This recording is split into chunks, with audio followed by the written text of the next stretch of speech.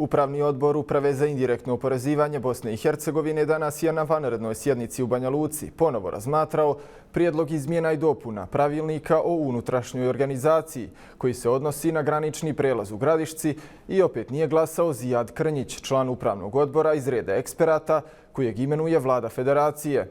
Protiv Krnjića je Privredna komora Republike Srpske danas podnijela i krivičnu prijavu. Sjednicu upravnog odbora pratila je Lejla Džin.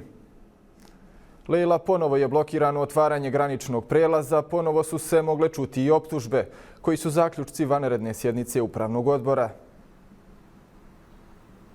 Glavna i osnovna poruka epiloga ovog sastanka, kao što si rekao u najavi, Aco, jeste ta da je Zijad Krnjić samim tim što je glasao protiv suštinski opet blokirao otvaranje graničnog prelaza u Gradišci, sporednih saobraćajnica i novog mosta preko rijeke Save. Inače je to projekat koji je koštao više od 100 miliona evra. On sve ovo, kako su kazali, zapravo blokira već peti put po redu. Srđan Amidžić, ministar financija i trezora Bosne i Hercegovine, obratio se među prvima ovdje nama medijima u Banja Luci odmah nakon sastanka, koji je rekao da se danas moglo čuti na sastanku zapravo da je ovo politička poruka, da Bosna i Hercegovina kao ovakva ne može da postoji, da u Bosni i Hercegovini ima svega, samo, kako je rekao, nema zdravog razuma. On kaže da je Zijad bio jedini koji danas nije glasao, da su svi iz Republike Srpske članovi upravnog odbora glasali za. Iznio je podatak da je ovo peti put od kad se dešava,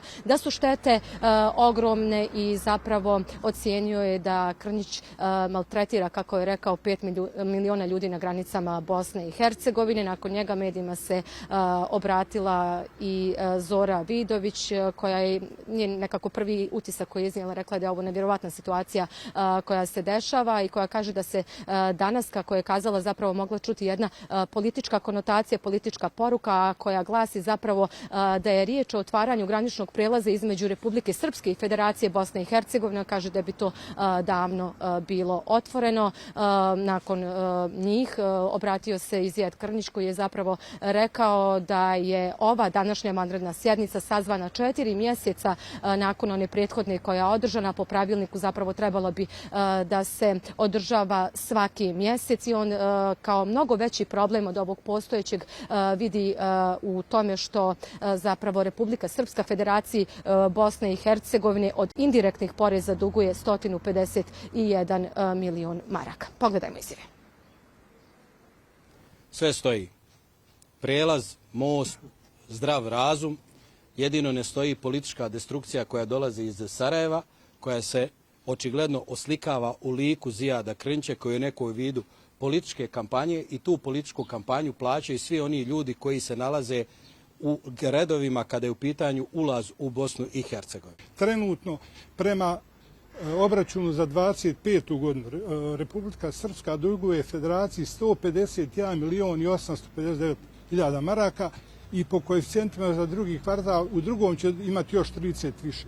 To je prešlo svake granice razuma i o tome se apsolutno ne spominje ni to niko od njih obrazlaže, nego hajde, bit će to, riješit ćemo to.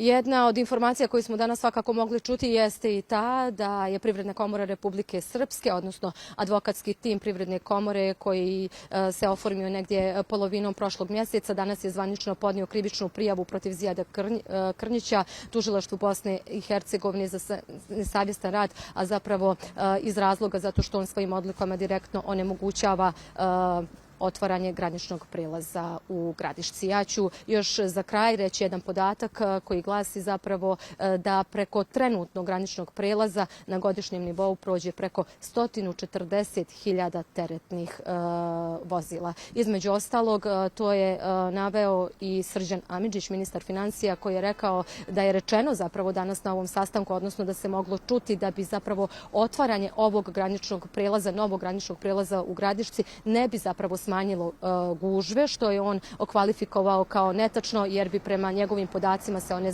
smanjile zapravo za 2/3. Iz Banja Luke se javila Lejla Džin.